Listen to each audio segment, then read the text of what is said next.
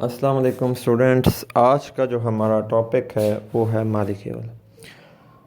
Molecule जो है वो एक प्योर सब्सटेंस का या खालिस सब्सटेंस का वो छोटे से छोटा ज़रा है जो कि आज़ादाना तौर पर एग्ज़िस्ट कर सकता है। आज़ादाना तौर पर एग्ज़िस्ट करने का मतलब ये है कि मालिक्यूल को जो है अपने रहने के लिए या अपने वजूद के लिए किसी भी एटम से अब मज़ीद जुड़ने की ज़रूरत नहीं है। इसमें जितने भी एटम आपस में जुड़े होते हैं उनके ऑक्टेट कंप्लीट होते हैं और वो स्टेबल हुआ करते हैं। मॉलिक्यूल जो है एक एटम या एक से ज़्यादा एटम पर मुश्तमिल हो सकता है। मॉलिक्यूल जो है इसके अंदर हमेशा कोवलेंट बॉन्ड ही पाया जाता है। आयोनिक बॉन्ड वाले जो कंपाउंड होते हैं हम उनको मॉलिक्यूल जो है वो कभी नहीं कह सकते। मॉलिक्यूल के अगर आप एग्ज़ाम्पल जो है वो समझना चाहते हैं तो इसमें हमारे पास एक एग्ज़ाम्पल वाटर की है और दूसरी एग्ज़ाम्पल जो है वो अमोनिया या NH3 की है। एटॉमिसिटी। एटॉमिसिटी क्या है? एक मॉलिक्यूल के अंदर जितने एटम मौजूद हैं उनको इसकी एटॉमिसिटी कहते हैं। मसलन यहाँ पर जी एक एग्ज़ाम्पल दी गई है CH4। इस मॉलिक्यूल के अंदर 5 एटम हैं तो हम कह सकते हैं कि इस मॉलिक्यूल की एटॉमिसिटी जो है वो 5 है। इसी तरीके से जी ऊपर जो एग्ज़ाम्पल दी गई है NH3 उसमें जो एटॉमिसिटी है वो 4 होनी चाहिए और वाटर जो कि H2O है इसके अंदर जो एटॉमिसिटी है वो एटॉमिसिटी 3 है। अब मॉलिक्यूल को क्लासिफिकेशन के अंदर जो है हम पास करते हैं। मॉलिक्यूल को अगर हम क्लासिफाई करें तो हम मॉलिक्यूल को कई तरीके से क्लासिफाई कर सकते हैं। पहली जो मॉलिक्यूल को क्लासिफिकेशन करने का तरीक़ाकार है वो किस बुनियाद पर है? वो इस बुनियाद पर है कि जी एक मॉलिक्यूल के अंदर कितने एटम जो है वो मौजूद हैं।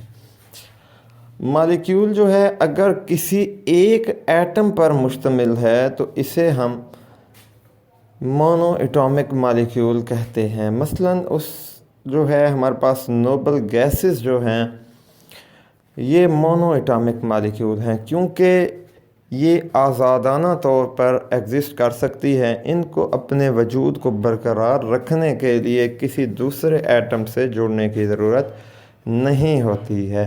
तो नोबल गैसेस जो हैं ये सारी की सारी जो है ये मोनो एटॉमिक मॉलिक्यूल भी कहलाती हैं। इसकी वजह ये है कि इनके ऑक्टेट जो हैं वो पहले से कंप्लीट हुए होते हैं, इसलिए इनको अपनी एग्जिस्टेंस या वजूद को बरकरार रखने के लिए किसी दूसरे एटम के साथ जुड़ने की ज़रूरत नहीं होती है। इसलिए हम इनको मोनो एटॉमिक मॉलिक्यूल जो है वो कहते हैं। Diatomic molecule. Diatomic molecule, di का मतलब होता है जी 2, एटॉमिक का मतलब है जी 2 एटम रखने वाला मॉलिक्यूल जो है। तो डाई एटॉमिक मॉलिक्यूल ऐसे मॉलिक्यूल होते हैं जिनके अंदर 2 एटम जो है वो मौजूद होते हैं या ये मॉलिक्यूल 2 एटम्स पर मुश्तमिल होते हैं। मिसाल के तौर पर जी हमारे पास एक एग्ज़ाम्पल HCl की है, दूसरी एग्ज़ाम्पल जो है वो CO की है। तो इसमें 2 एटम मौजूद हैं, इसलिए हम इनको डाई एटॉमिक मॉलिक्यूल कहेंगे। Try atomic molecule. ट्राई का मतलब है जी 3 एटॉमिक मॉलिक्यूल यानी कि 3 एटम रखने वाला मॉलिक्यूल। जिस तरीके से नाम से ज़ाहिर है तो ये वाले मॉलिक्यूल जो हैं ये 3 एटम पर मुश्तमिल होते हैं। मसलन H2O 3 एटम पर मुश्तमिल है। इसी तरीके से CO2 जो है कार्बन डाइऑक्साइड जो है ये भी 3 एटम पर मुश्तमिल है, इसलिए हम इनको ट्राई एटॉमिक मॉलिक्यूल कहेंगे। अब हम क्लासिफिकेशन करते हैं जी कितने टाइप्स के या कितनी तरह के एटम जो है वो किसी मॉलिक्यूल में मौजूद हैं। होमो एटॉमिक मॉलिक्यूल। अगर किसी एटम के अंदर एक ही तरह के मॉलिक्यूल या एक ही जैसे एटम जो है किसी मॉलिक्यूल के अंदर मौजूद हैं तो हम उनको होमो एटॉमिक मालिक्यूल कह सकते हैं। मसलन हमारे पास जो है एग्ज़ाम्पल दी गई है जी HeCl2 जो है। Cl2 का मतलब है जी कि इस मालिक्यूल के अंदर 2 Cl मौजूद हैं, लेकिन दोनों सेम टाइप के Cl हैं, तो इसलिए हम इनको होमो एटॉमिक मालिक्यूल कह सकते हैं। इसी तरीके से जी ओजोन है हमारे पास, फास्फोरस है या सल्फ़र जो है S8 है, तो ये जो है चूँकि एक ही जैसे एटम आपस में जुड़े हुए हैं तो हम इनको होमो एटॉमिक मालिक्यूल जो है वो कह सकते हैं। अब दूसरा जो है हेट्रो एटॉमिक मालिक्यूल। हेट्रो का मतलब होता है जी डिफरेंट। तो ये ऐसे मालिक्यूल हैं जिनके अंदर जो एटम मौजूद हैं वो एक दूसरे से मुख्तलिफ होंगे, यानी ये मालिक्यूल जो है ये मुख्तलिफ एटम्स पर मुश्तमिल होते हैं। मसलन हमारे पास जी कुछ एग्ज़ाम्पल्स हैं HCl। इसमें H जो है वो हाइड्रोजन और Cl जो है क्लोरीन है, NH3 H2SO4 सल्फ्यूरिक एसिड और C6H12O6 ग्लूकोज की एग्ज़ाम्पल जो है ये दी गई है। Size of molecules. मालिक्यूल का जो साइज़ होता है वो यकीनन जो है वो एटम से बड़ा होता है, क्योंकि मालिक्यूल आमतौर पर कई एटम्स पर मुश्तमिल होता है। यही वजह है कि मालिक्यूल का साइज़ हमेशा एटम के साइज़ से बड़ा ही होता है। और मालिक्यूल का साइज़ किस चीज़ पर डिपेंड कर रहा होता है कि किसी भी मालिक्यूल के अंदर कितने एटम जो है वो मौजूद हैं और उन एटम्स की शेप क्या है। मसलन एटम अगर बड़े हैं तो साइज़ भी ज़ाहिरी बात है उनके बड़े होंगे, और अगर एटम ख़ुद छोटे हैं तो उनके साइज़ भी छोटे होंगे। तो इस तरीके से जो है दो फैक्टर एटम के साइज़ पर डिपेंड कर रहे हैं। एक जो है वो ये है कि जी कितने एटम हैं, और दूसरा जो एटम जुड़ा हुआ है उनका ख़ुद का साइज़ या शेप क्या है।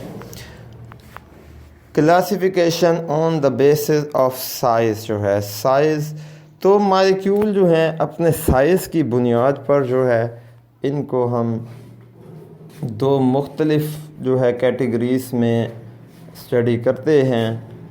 Micro molecule. माइक्रो का मतलब होता है छोटा, जिस तरीके से नाम से ज़ाहिर है कि ये मालिक्यूल छोटे होंगे। तो माइक्रो मालिक्यूल वो मालिक्यूल होते हैं जिनके अंदर एटम्स की तादाद बहुत ही कम होती है, थोड़े से एटम जो है वो मिलकर मालिक्यूल को बनाते हैं। मसलन जी HCl और HNO3 जो है, HCl के अंदर 2 एटम मौजूद हैं और HNO3 के अंदर जो है 5 एटम जो है वो मौजूद हैं। Macro molecule. मैक्रो का मतलब होता है जी बहुत बड़ा, तो मैक्रो मालिक्यूल का मतलब ये है कि जी इसके अंदर एटम्स की तादाद बहुत ही ज़्यादा होगी। बहुत सारे एटम जो है वो आपस से मिलकर एक बहुत बड़े मालिक्यूल को जन्म देंगे। इनमें से एक जो बहुत बड़ा मालिक्यूल है उसकी एग्ज़ाम्पल जो है वो हीमोग्लोबिन है। हीमोग्लोबिन जो है ये कहाँ पे पाया जाता है जी, ये हमारे ब्लड के अंदर पाया जाता है। अब इसका काम क्या होता है? इसका काम ये होता है कि ये फेफड़ों से ऑक्सीजन को लेता है और बाकी सारे के सारे जिस्म के हिस्सों के अंदर इसको तकसीम कर देता है। हीमोग्लोबिन के अंदर आयरन मौजूद होता है। आयरन जो है ये ऑक्सीजन को अपने ऊपर बाइंड करने की या जोड़ने की सलाहियत रखता है। जिस वक्त ऑक्सीजन जो है वो आयरन के साथ जुड़ जाता है तो हमें एक रेड कलर का कंपाउंड जो है वो हासिल होता है। इसलिए हीमोग्लोबिन की वजह से जो ब्लड होता है वो रेड होता है।